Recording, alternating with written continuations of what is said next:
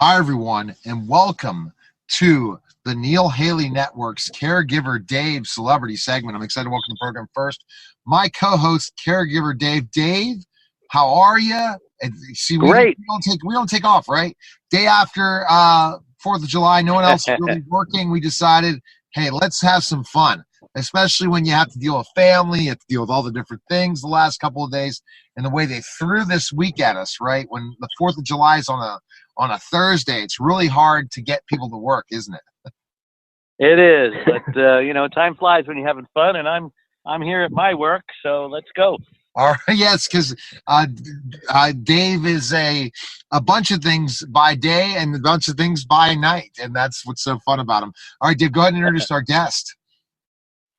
Yes, Bill Leibowitz, best-selling author. Hi, Bill. How are you? Best-selling author of The Paradox of the Miracle Man and the Austin Paradox. Almost screwed that up. He's an entertainment lawyer, and I got a lot of questions for him about how an entertainment lawyer writes a couple of books like this. Welcome to the show, Bill. Thank you, Dave. I'm very happy to be here. Appreciate it. Good. Well, tell us your journey to New York Times best-selling author, starting out as an entertainment lawyer. I don't get the connection. Well, I've been an entertainment lawyer for a long time, represent a lot of very well-known recording artists and producers and big record companies and all that, but I've always had a love of writing fiction, and a few years ago I wrote my first novel entitled Miracle Man, and I really wrote it because I was inspired to write it for various reasons, and to my surprise, actually, it did very, very well, went on to have a lot of success, and became an award winner and a lot of critical and reader acclaim. And then that encouraged me to write the sequel, which is out now, called The Austin Paradox. So it's been really rewarding because these novels are both medical, psychological, conspiracy thrillers that touch on and have embedded into their plots a lot of the most compelling issues of our times. Things like big pharma and whether or not it actually wants to cure any diseases. The protagonist is a unique genius, the greatest genius ever in human history. And unlike so many of the people who are famous today, he actually does something and he's selfless, and so he's kind of an inspirational figure. And the interesting thing, of course, is that despite the fact that he cures so many diseases and does so much good for mankind, he encounters tremendous opposition from people who either want to exploit his genius or get rid of him. So the plots get, I think, pretty interesting and involved. And as I say, I've been fortunate that readers have really, really taken to them.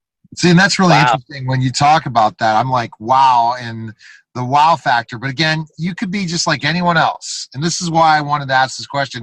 And I think Dave, who's an author, and so many of my listeners are authors, by the way. It's very interesting because a lot of my potential clients or people that are interested in inquiring on me listen to celebrity interviews and want to, especially when I have really successful authors, want to really find out what makes them tick, what made it happen. So I after talking off air, I know for a fact that this Milestone was your first book, but how did it become a New York Times best-selling book? I know you're an entertainment lawyer. You might have had some good advice to make this book a success, but did you think it would be a New York Times best-selling book? Especially when you're making enemies with the pharmaceutical company. Well, exactly. No, exactly. Well, you know what? I think, like anything, as an author, particularly a new author, you have to be inspired. You have to have a reason why you're writing a novel. Because one thing I found by writing, it's really hard work. And when you see these famous authors who put out like a book a year or whatever, now granted, they're so successful, that's their full-time job, but still, it's a lot of work writing a novel, particularly a novel that has a lot of of facts and reality in it. And my two books, Miracle Man and The Austin Paradox, have that because they are medical and psychological conspiracy thrillers. So in order to make them believable to the reader, make it all plausible, you have to really do a lot of research and cram in details that are interesting to the reader, but nevertheless can't be fantasy, or you just lose the reader.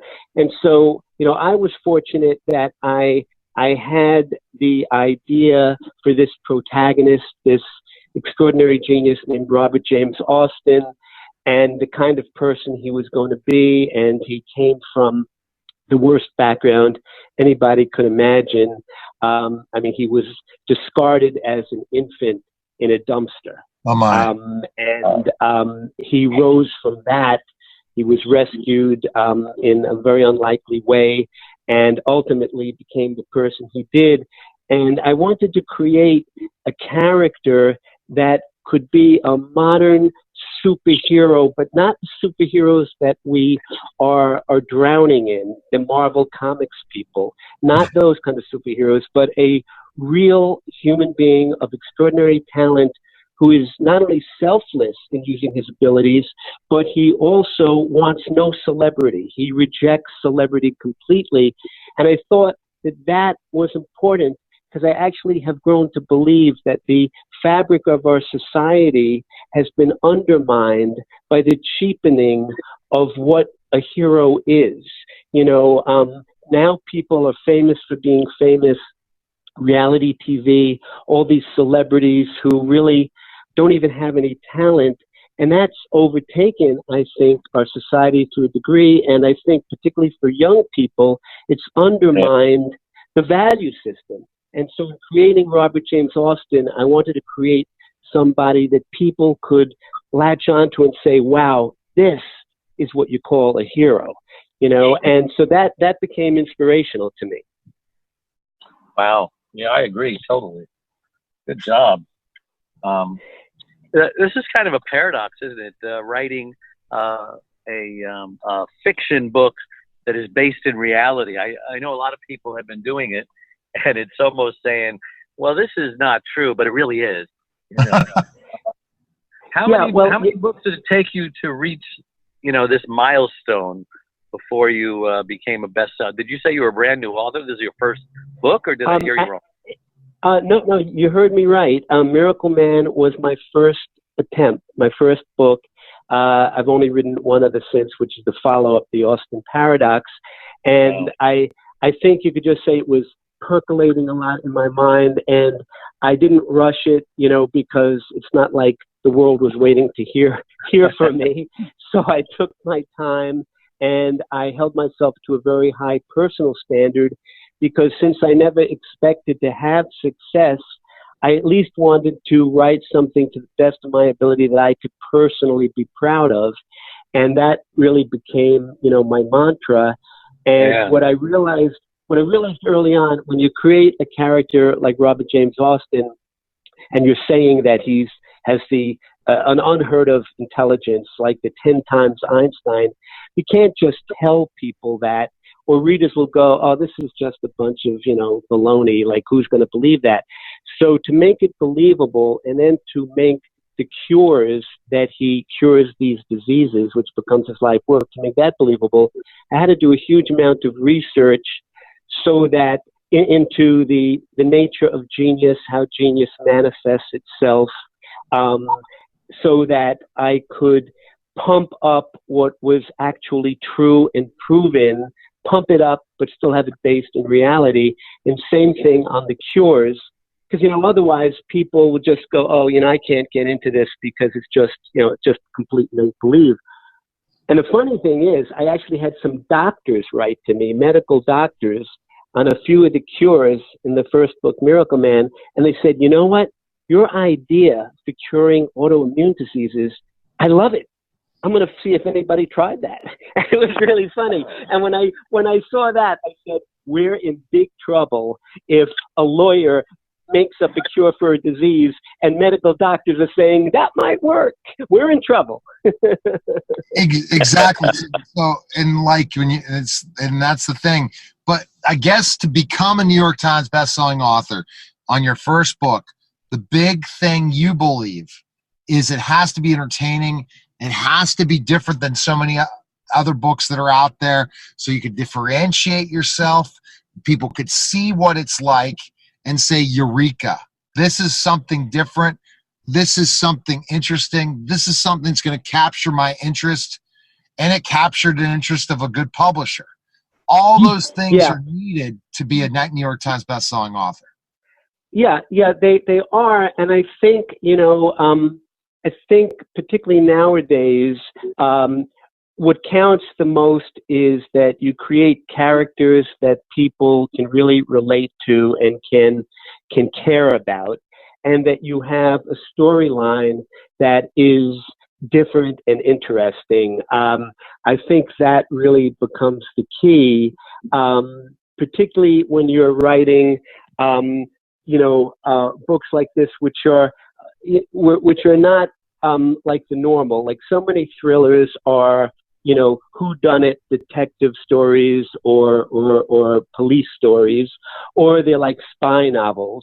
That's a whole different kind of thing.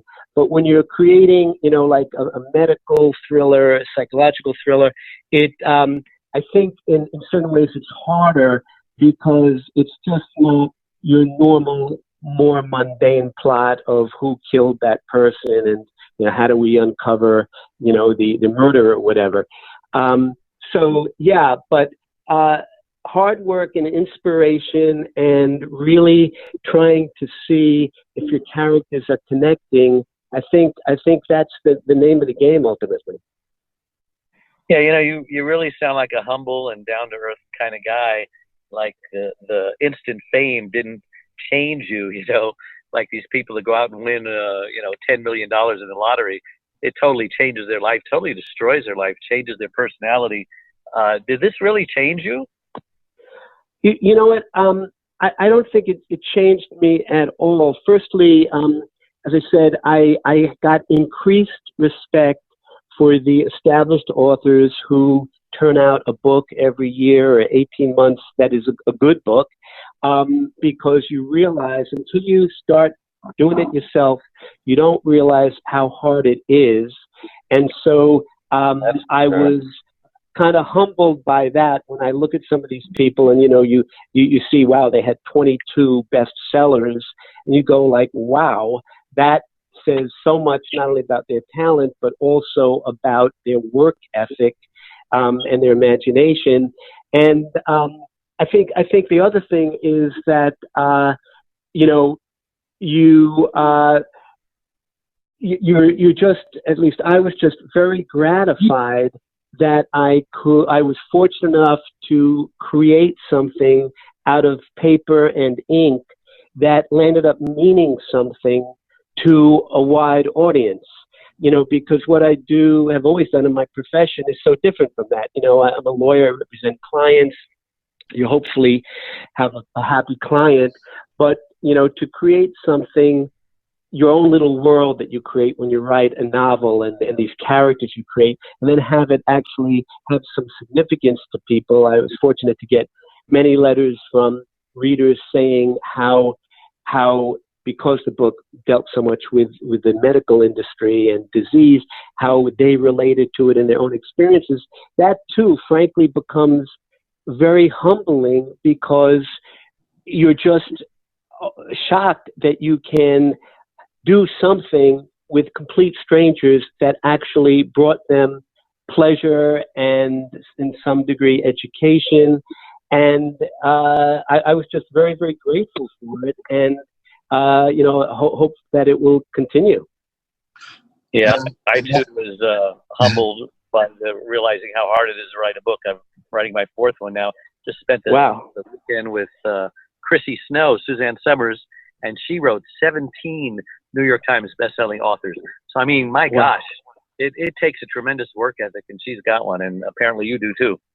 Well, it is amazing, and also, I mean, sometimes some authors, as we know, they become like little industries where they start employing other authors who write the books for them, and they put their name on top. But there are plenty others who they just really do the hard work, and of course they have great imaginations and everything else, and they keep doing it. And it is, of course, so rewarding, I think, to, like anything creative. The only thing I will say that, unlike a lot of the people I represent who are performers and musicians, writing books is a intrinsically lonely experience, and you have to have the right personality and mindset to do it. I do, but I could see how a lot of people would just find it to almost be isolating in some way, Yeah. Okay, so kind of, what advice would you give authors to help reach their goals, especially get an opportunity to be a New York Times bestselling author, especially if they have something really unbelievable to share with people? What advice would you offer them? Especially you representing all these amazing, entertainment clients. You really understand that fact, but that people really would listen to your advice right now, from you becoming a New York Times bestselling author to, hey, an author that has a great idea, getting ready to write it, getting ready to launch it, maybe got the publisher, maybe didn't get the publisher, to be able to reach those goals.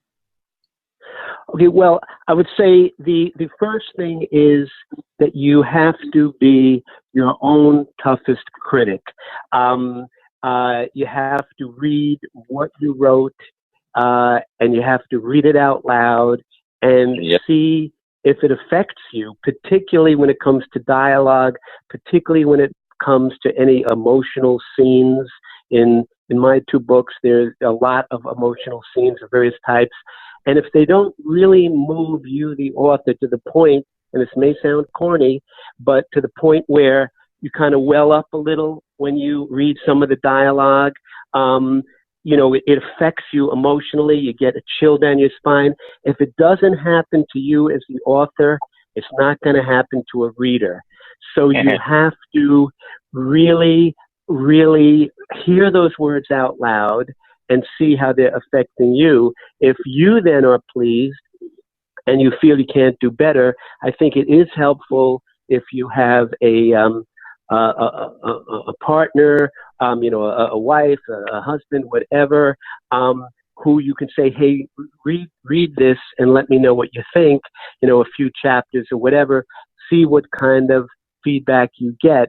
But I do believe that it's very important that you, as an author, being as dispassionate as you can, are affected by your work. If you're not affected, if it doesn't move you, if it doesn't keep interesting you, it's not going to interest or affect strangers. You're so right. You're so right. That seems like simple advice, but it's so true. And you'd be surprised how many authors don't follow that pattern. What do you want readers to learn from this book that you just wrote? What's your goal? Well, my goal in both books is obviously, number one, you have to entertain people and keep them wanting to turn the page and read the next chapter. But I like to get people really thinking about some of the topics and the things that we're confronted with. I'd like people with both books to really think about Big Pharma and why in 50 years they haven't cured a disease, despite the hundreds of billions of dollars that have been spent over the years on research. Robert James Austin, my protagonist, he says they don't want to cure diseases because you make much more money by treating symptoms. I think that's true. I think people need to think about that. In the new book, The Austin Paradox, we get into subjects like bioterrorism and money laundering, financial manipulations by the elite that affect a lot of people. So, as I say, what I try to do is I try to entertain people, but at the same time have the plot line actually get people thinking about real world issues. And I think that's important because the best way sometimes to get people thinking is to entertain them, not to lecture them, Exactly. Do you think that that your book will ever become a movie or TV show? The two books. Well, I have had a lot of readers wrote to me and said, "Oh, this got to be a movie. This got to be a movie." That was Miracle Man, and I did have some inquiries along that line, but nothing that materialized yet. I'm still hopeful, but I must admit, many people who have read both books have said, "Gee whiz, if this isn't a movie or a TV series, I don't know what is." And of course, that's nice to hear, but it would be nice to have it become reality. I think you could get, particularly with the second book out, which carries the story further to a very dramatic place. I think you really could have some very interesting movie or TV possibilities. Hopefully, that will happen. There's a huge amount of competition for that, obviously, but I have had some feelers, so with a little bit of luck, right? Absolutely. All right. So Dave's last question is very, very interesting, Bill. And so Dave, go ahead with this next question. Dave has a tremendous story himself, and it's an inspiring story. So go ahead and Dave, tell that story and ask the question. Yeah, so that's why they call me Caregiver Dave, because I was just minding my own business, running my gas station for 22 years. It's 40 years now. And my wife complains about a headache, turns into a stroke. She loses her speech. It's paralyzed on the right side. And we are grieving. A couple of years, we don't know what we're going to do. We almost split up because it was so bad, the grief, the anger, the resentment, the bitterness. And then finally, she started coming around, reaching that acceptance stage of grief. Our love was rekindled, and we've reinvented ourselves. Now we travel the country from Hawaii to Washington, D.C., just sharing our story, helping caregivers stay alive. 30% of them die before their loved ones do. And one thing about caregiving, everyone's going to either become a caregiver or need a caregiver. It's like a caregiver tsunami. There's no escaping it. And there's a shortage of them, just like Medicare, a shortage of people paying in, too many people taken out. So what's your experience with caregiving? Your parents, your grandparents, you? Well, that's a really interesting question, Dave.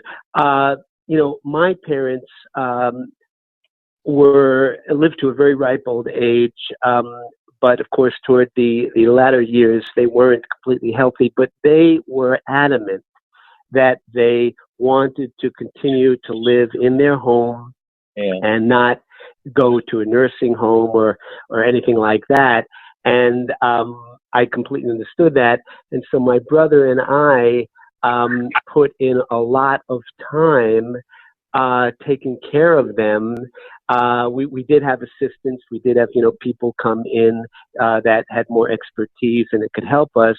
But we did put a lot of time in. And I must say, it is gratifying in some ways, and of course something that you want to do out of love and a sense of obligation, but it also is probably the hardest work in the world because you often feel helpless, you often feel ineffective, you want to do more, and you can't achieve the result you necessarily want to, because so it's I don't think there's any harder work than that.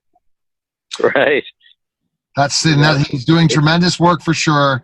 And caregiverdave.com, if you know anyone that is looking to gain lots of valuable information, go to caregiverdave.com for more information. Now, where, Bill, can we purchase your book and learn more about you? Where's the best place?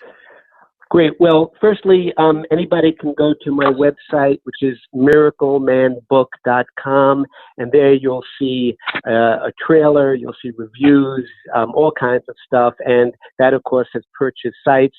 Or you can go to Amazon or, Barnes & Noble, whatever, and the book is available there, both digitally and paperback and all.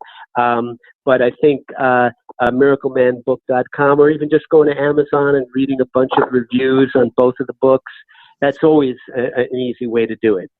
Fabulous. Well, thanks again for calling. And Dave, another pleasure talking and a great conversation for sure. Take care, guys.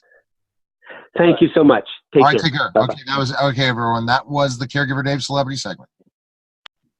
Hi, everyone, and welcome to the Neil Haley Show's Caregiver Dave celebrity segment. And this is going to be such a fun interview, so I'm excited to welcome the program first. Caregiver Dave. Dave, how are you? I'm great. And a surprise interview for a Friday. I texted you, said, hey, we've been working on this guy for a while, and it's an honor to have him on the show, so go ahead and introduce our guest.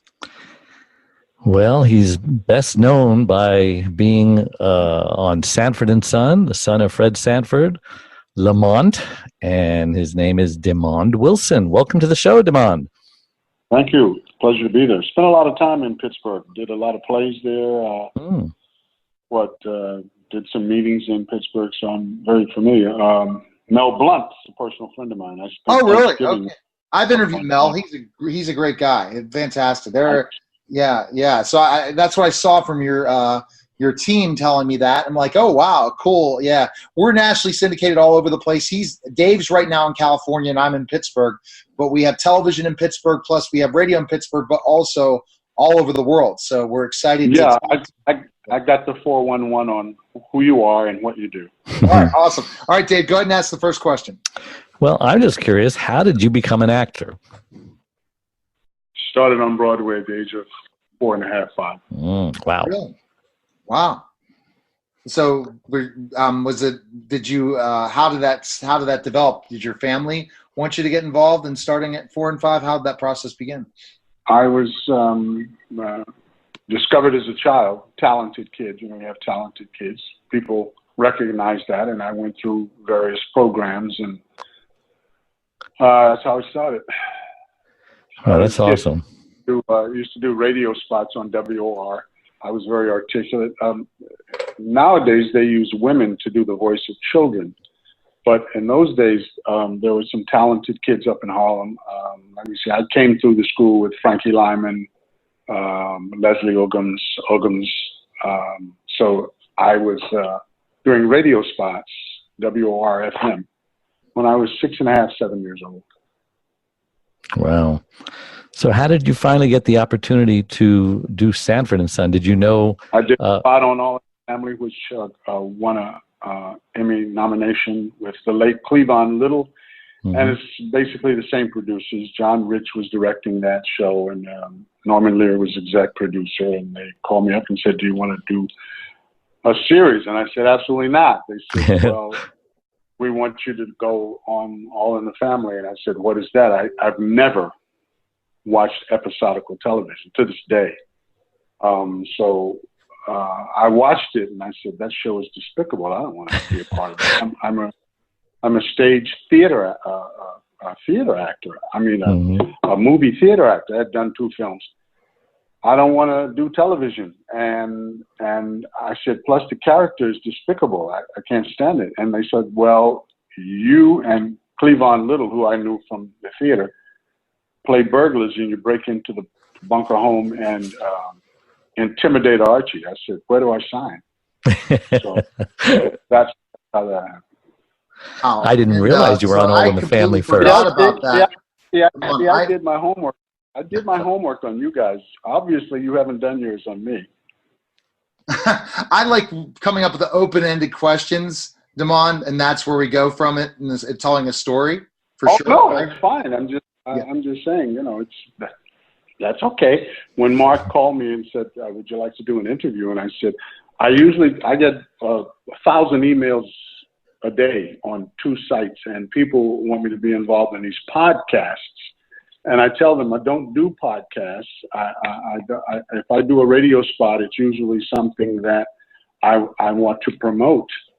And I said, what are the numbers on these people? And he told me what they were. He told me where you're located. And I said, oh, Pittsburgh. I spent a lot of time there, know a lot of people.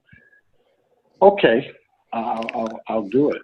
But I don't go across the street until I know what's on the other side. That's a joke. And I understand completely, and I like to come up with the open-ended questions in so many ways, and I completely forgot about All in the Family, and so that's how it all started. Yeah. But you see, when you get my age, I'll be 70. I look 50. I hit a golf ball 290 yards. I'll be 73 in a few weeks, and I'm at the point in my life now where I usually do think and say whatever I feel like saying, as long as it's not detrimental to anybody's health or hurt their feelings, because I have a great love for humanity. But I'm too old to do frivolous things anymore. So my wife always tells me that. She said, everybody's not there, honey. I said, well, they need to catch up. Okay, so explain how you went from All in the Family, that one episode, to Sanford and Son. They said to me, this is the #1 show. As I said before, I reiterate, it was. I found it to be despicable. I found the protagonist to be despicable. The wife had an annoying voice, and I said, I really don't want to do that. And they said, well, you have a theater background that the people know about you out here. I had done a film out here with. I flew out here to do a film with Sidney Poitier, Raul Julia. Who else was in that? Ron O'Neal, the late Ron O'Neal, who did Superfly. And I got offers. People said, "Oh, this kid he's on the way up." And I said, "I don't want to do television because you get pigeonholed, you get typecast." Mm-hmm. But I had a habit that I served in Vietnam for 14 months. I'm decorated. People say to me, "Thank you for your service." I said, "Get away from me, too little, too late." When I came home, they spat on me and called me a murderer. Now you want to thank me for my service? Take a hike, kick bricks. But I had a habit that I brought back from Vietnam with me, and I needed to feed that habit. It was called eating. That's how I got it. They were paying money, and I needed to eat. So I did it. Who knew? I mean, the thing just blew up all over the place. And then Buddy Yorkin called me up and said, "Demond, do you want to do a series with Red Fox?" I said, "Obviously, you're kidding me. They can't let him on television." I flew to Vegas. The only time he could meet with Red was midnight. He did his midnight show, and Aaron Rubin, God rest his soul, and I sat in his garage at 2 a.m. in the morning and we hashed it out. It was an adaptation from Steptoe and Son, which is a very popular British show. And they said, "Okay, we'll utilize you guys' names." Red's name was John Elroy Sanford. His brother's name is Fred. My father's name is Brady Wilson, and that's my legal first name. And Red ran away at the age of 12 and joined a tramp band, and his partner was named Lamont. So that's where that was the embarkation. That's where we started. Was it humbling for you to do that show? It was. I didn't want to do television. I know. You got to pay rent, you got to eat, you got to pay for a car.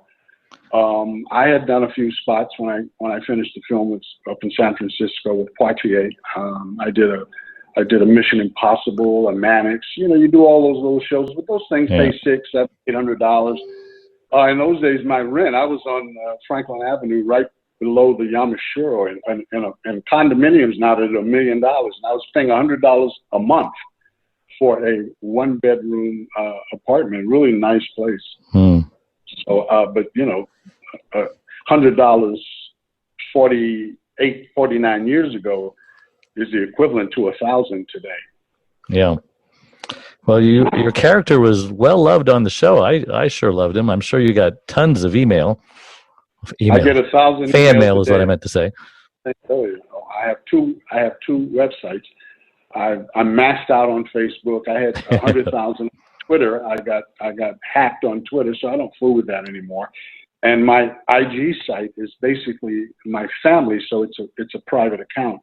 Mm-hmm. But they hit me up on my 2 email. I get 1,000 requests a week for pictures, for letters, for people want to do movies.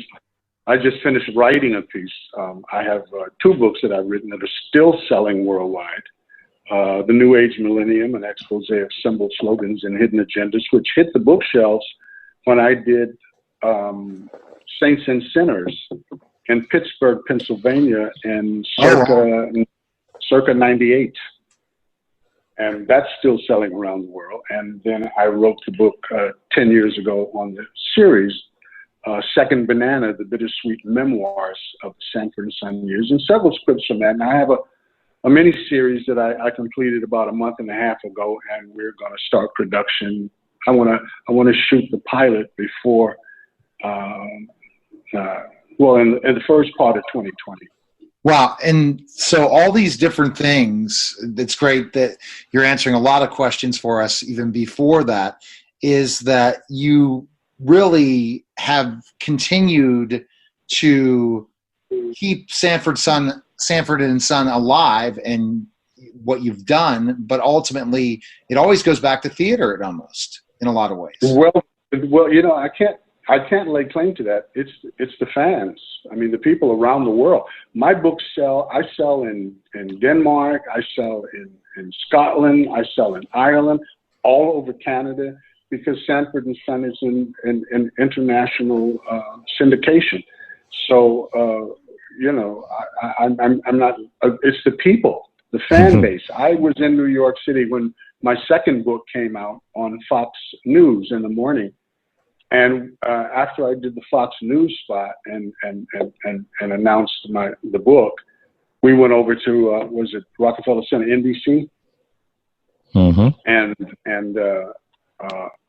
when the car pulled up, there was about 1,000 people out there, and and I said, "My gosh, who are all of these people? These crazy looking people out there." They had albums and buttons and hats and. I said, "Who are these people?" And my PR guy said, "Those are your fans." I said, "You got to be kidding me!" So it's incredible. Red said to me one day, I don't know what led to it. He said, "You know something? Long after I'm gone, this show is still going to be kicking ass." Yep. And he was absolutely correct, because it still is. So I'm assuming that you have no regrets for being pigeonholed in television. I don't have any regrets in life, because I chose everything that I've done in my life. I've been married to the same woman for 46 years. We have Congratulations. 6 adult progeny. You can't say adult kids, because that's an oxymoron. We have 6. They're all successful, all college graduates. So I'm not one of those people that had to find his way. When I came from Vietnam, my youth was gone. When I went to Vietnam, I dropped out of Hunter College to do a play, a production of whatever it was back in 1965. But I was in the end of my sophomore year. And I had like 2-3 weeks to finish that term. And I said, okay, I'm going to go down to D.C. to the Arena Stage Theater and do this play. You know, there's no problem. A week into rehearsal, my mom called me and she said, "You need to come home." I said, "Well, is there something wrong with Dad?" She said, "You just need to come home." So I went home, and there was a letter that said, "Your friends and neighbors have selected you. It appears that every young black man in America was, unless he was claiming to be a Muslim or he became an expatriate, Canada never appealed to me, and going to jail for 6 years didn't." So I went into the military. When I came from Vietnam, not to stray from my point, I was hardened. I couldn't tell anybody about the giant chip on my shoulder, because it was not popular then. You know, patriotism was not America's religion at that time, because you had a lot of those 60s hippies and people were marching against it. So it took me till after Sanford and Son, I produced and starred in Baby I'm Back on CBS. And then after that, Ron Glass and I did a run. We did 16 shows with Gary Marshall on for the new Odd Couple, the black version. He played Felix and I was Oscar. And it was in 1982 that I was finally able to come to terms with the things that I saw and felt and I did. I was bottled up. You know, if someone looked at me or said the wrong thing, I was ready to explode. But I was a good actor, so I was able to hold it. And Red knew. He said, "Demond, you can't, come on now. The war is over." I said, "Yeah, that's easy to say." Good for you. I didn't mean to go off on that, Aaron. That's anyway. What are your fondest memories of Sanford and Son on the show? My fondest memories? I don't have any one. It was the relationship that Red and I had. People said, "Well, you know, did you and Red really get along? And I said, have you watched the show? They said, yeah, I love the show. I said, you cannot act that. If the synergy is not there, it ain't going to work. It's just not. And Red and I, we were simpatico from the night at 2 a.m. we were in the garage. He said, I like this young nigga. He's all right. He said to me, you remind me of Malcolm. Oh, but wow. you ain't got no cause. You need a cause. So Red and I, if they wanted us to do something, they go to Red. They say, Fox, we were thinking about, and he said, go ask my son. If he says, all right, that's what we do. That's a great impression, by the way. Yeah, for sure. I'm not going to ask you to do the impression of Elizabeth. I'm coming to meet you, so don't worry about that. No, that's no one else should be doing that. Okay, Dave. So Dave again is just to let you know a little about Dave. We'll talk about in a second or two. He's a little bit older than I am. I will be kind on that, 46. But one thing I want. I got a kid your age. Yeah, me too. Yeah, he does too. Both of them do, because he's in his 70s as well. And my father's hey, I'm only 65. Lamond is in you're in 60 what? 65. 65. Okay. My father's 91. So I understand he was in the military and Naval Academy, and then in the Navy for X amount of years. So thank you for your service, for sure. I just wanted to bring that up. Come on. Now, the question I wanted to ask, from when you talk about your relationship with Red Fox and different things like that, what did you learn as an actor working with him? And especially, because in theater you were trained in specifically classically, then you get into the sitcom era and different things with All in the Family, and into this. Yeah, I got it. One of the reasons that they chose me to play opposite Fox, they said, let's get Richard Pryor. And they said, no, you can't put two comedians together. In order to make a comedy series with two protagonists, one is a comedian, you got to have a stand-up guy. You got to have a straight man. Jerry Lewis, Dean Martin. You can go on Dan Rowan and Dick Martin. You have to have a straight guy, and Abbott and Costello. Smothers Brothers. And the thing that's significant for a straight man is timing. And they said, this kid is theater trained, but his timing is impeccable. And Red and I we were always a simpatico, because he would do his, I would lay the straight line out, and he would come in with his nuttiness. Now, Dean Martin and Jerry Lewis is a perfect example. You got to have the straight guy to control the nut cake. And Red was calling me the dummy, but he was the dummy and he was the nut cake. So in order to have control over the nut cake, you had to have a straight guy. That was the role Lamont had. He was the handler. Pop, stop it. Knock it off. Hey, Pop, dig yourself. Why are you doing this? Stop it. So, Red liked my timing, and that is the reason that I was hired to do it. And people who send me letters, they say, you're the best straight man we since Dean Martin. Yeah, wow. I agree. So what are your current projects? My wife's, I can be funny, but that's not my thing. And to answer your question before I go off subject. Oh, go ahead. I didn't learn anything from Red about acting. Red learned from me about acting. When the relationship started, Red couldn't remember 5 lines in session. I have a photographic memory. I would read the script that we were going to do that morning. We'd go to lunch. When we came back from lunch, I had it committed to memory 85%. And it used to drive him up the wall. Red used to have to write notes on the doors, on the table, on the doorway of the kitchen, when he would go, so he could read his lines. And I would go around 10 minutes before tape and change them around. And I assume he would do a lot of improv as well when he couldn't remember his lines. No improv with 3 cameras. No improv. Really? 3 and 1 covering it. You have a camera blocking day, and every line has to be in a place, or you miss the shot. So there's no improv. He was not doing stand-up comedy. This was a situation comedy. It wasn't even, you can do a little bit of improv if you have a sketch comedy show, such as in Living Color, Rowan and Martin's Last Man. Did he mess up a lot? What do you mean mess up? Drop lines? With his, I like just told you. He couldn't forget remember his the lines and they'd have to stop. No, No, he let's do that over again. Blah blah blah. No. You don't do it that way. He would tape paper and spots where you couldn't see on the camera with his lines on them. That's what I'm saying. When he sat down in the chair to look at the television set, there was lines written on paper big enough for him to see on the screen of the television. If we were going upstairs, the lines were there. Some things he could remember, but a whole lot of stuff read just. And then he didn't need time to study, because as soon as the show was over on Friday night, he'd fly to Vegas and work.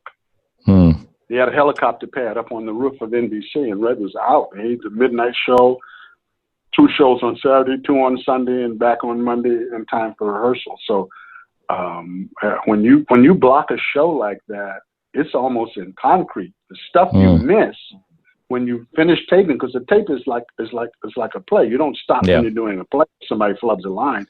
You keep on going, and then after the show, we did a dinner show, and then we did a second show. And if Red dropped any lines, then you did, after the audience was gone, what you call pickups.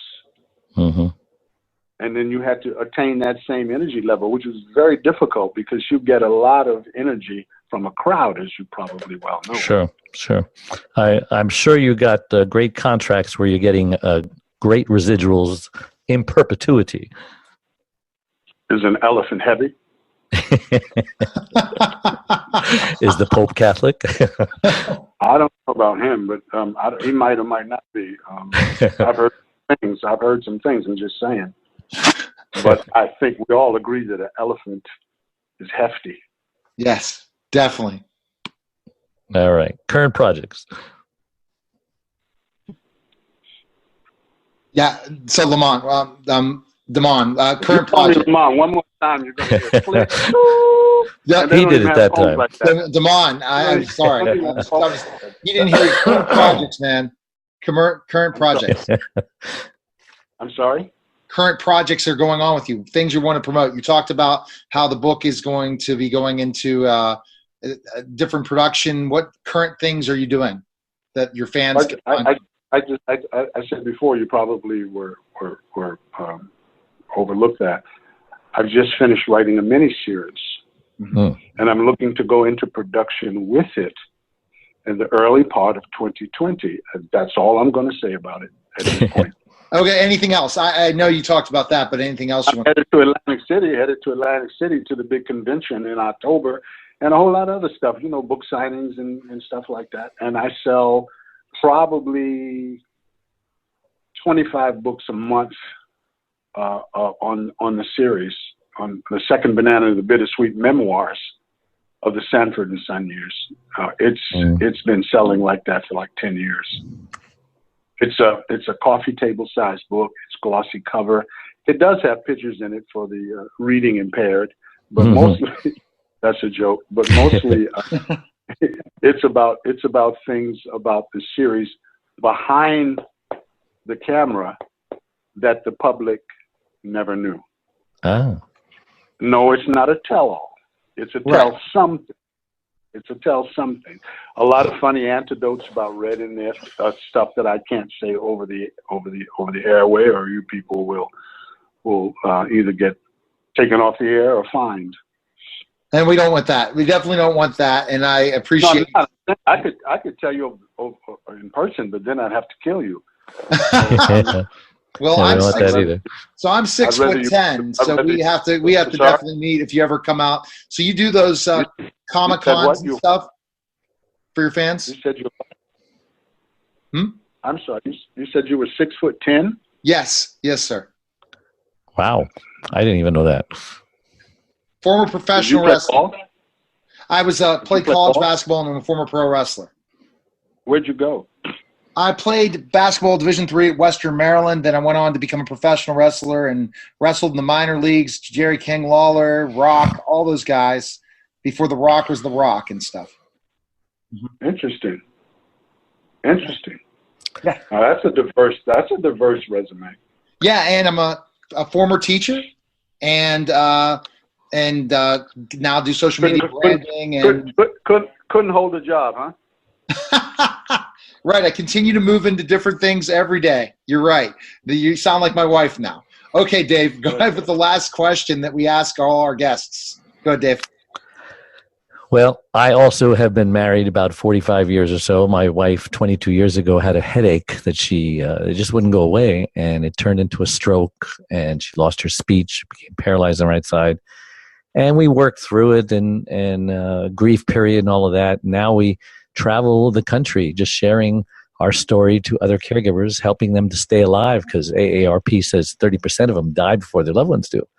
So my question to you is, what personal experience have you had with caregiving, as far as your parents perhaps, and I have this site caregiverdave.com just to help caregivers stay alive. So what's your experience with caregiving?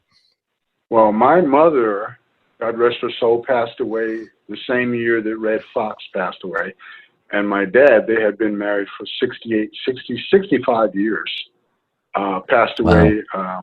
14 months after that. But because I was able to do that, my mother had a private duty nurse that used to come in the morning, and then she'd stay. She would get there at 6 a.m. and she would stay till noon, and then another nurse would come until my mother had her dinner, was bathed, and went to bed. My mother, she passed away. She had Alzheimer's. Oh, yeah, my mother too. But I saw her in the hospital in New York. I'm from New York. Well, actually, I'm not from New York, because I left New York when I was 19, and I came back from Vietnam. I worked on Wall Street for a minute, and I went back to the theater. So I've lived in California longer than I've lived anywhere. But caregiving, I don't really. My wife and I are active seniors. My wife has a stationary bike in her room. I have a Peloton in my room. We ride 5 miles a day. Like I said before, I reiterate, I hit a golf ball about 285, 290 if I catch it. So we're very active people. We're not, my wife has a little bit of a hearing problem. But other than that, we got a little aches and pain. My wife has Crohn's. She's lived with that. She had that when I met her, and there's no cure for it. But if you eat properly, manage it. I'm a vegan. My wife is a pescatarian. Is that what it is? A pescatarian. People that eat fish or don't eat fish or something like that. She doesn't eat. I never eat pork. That's a nasty, foul animal. We don't eat. I don't eat red meat. I've been a vegetarian since '84. I've been a vegan probably going on 10 years now. Oh my! Wow. So we don't put poison in our body. Very little you can buy in the supermarket is healthy. I don't eat processed food. I don't eat white bread, sugar, flour. I don't. When you get older, you can have one of those muscle cars that's a 1962 or 1957, but you can't drive it like you do a new car today. You got to take care of it. Yeah.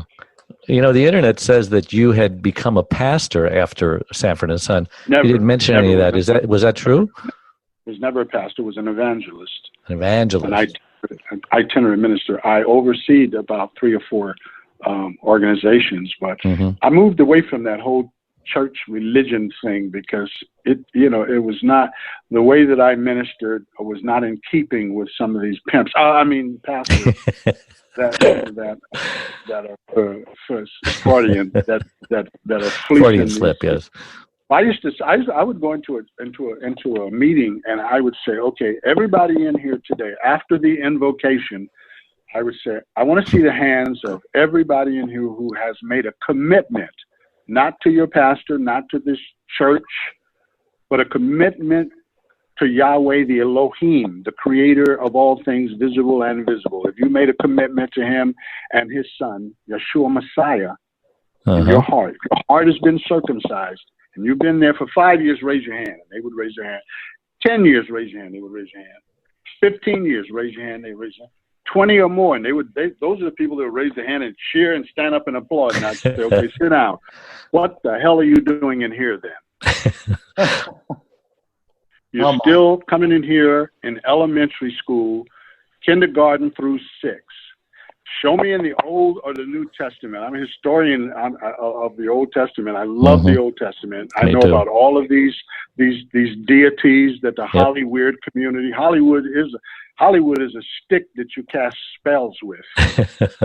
So the people were not willing to hear what I had to say. You got all of these people in so-called royal blood. These people are pedophiles and drink blood. It's just terrible. So somebody said, "Why did you leave Hollywood?" And I said, "I can't be in that filth. That is filthy." Yeah. Nobody talks about that. You're right.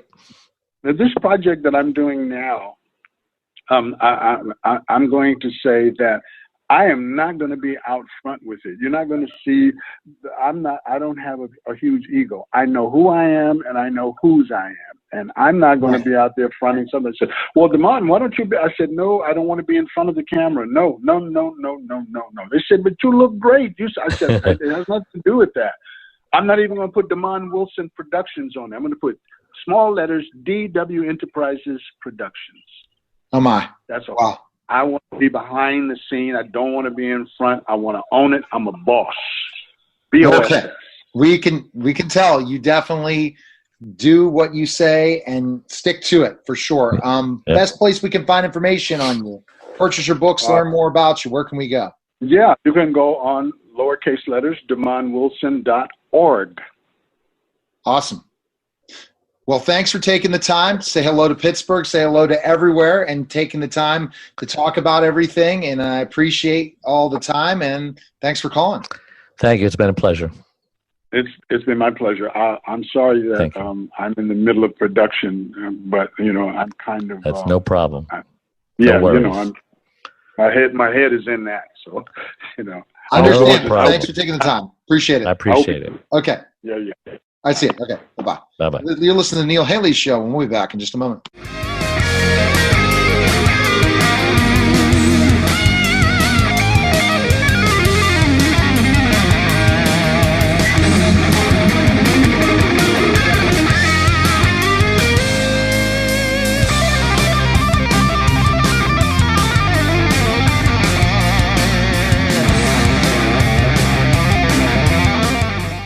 One of the things we do at BPTV is encourage our producers to film on location.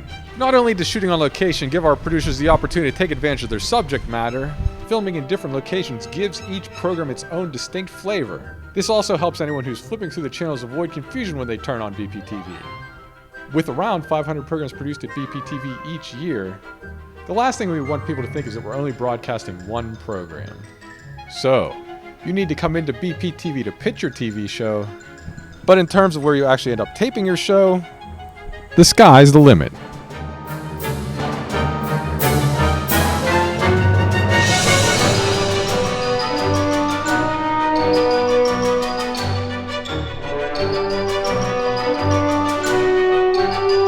I brought out a show on the radio about 5 or 6 years ago to try to share a lot of the information that I run across on a weekly basis with clients, and to share those experiences and the knowledge gained from other people's either mistakes or the correct decisions they've made and their successes, and to try to share that with the community so more people could benefit. So we came over and met Dave, and it was real easy. He said, "There you go, are you ready?" We're very lucky to have this and the resources over here, where it would be quite expensive to try to produce a show like this elsewhere. Bethel Park TV is offering it to all of us. I hope this grows a lot, and I hope a lot more people do take advantage of this. You're missing out on a marvelous opportunity if you don't. It's really a free gift for you to be able to share yourself and your experiences and what your value is with others at low to no risk. Anyone who's considering doing a show, come on out of your shell. Come on over here. Dave's very gentle, very nice. He'll help guide you through this. If you make mistakes, he'll edit it out and record it over, so don't worry about saying something wrong. Just come over and share what you have with others. Just be yourself, come over here and let other people see who you are, why you're here, and who you're trying to help and what you're trying to say. It is that easy.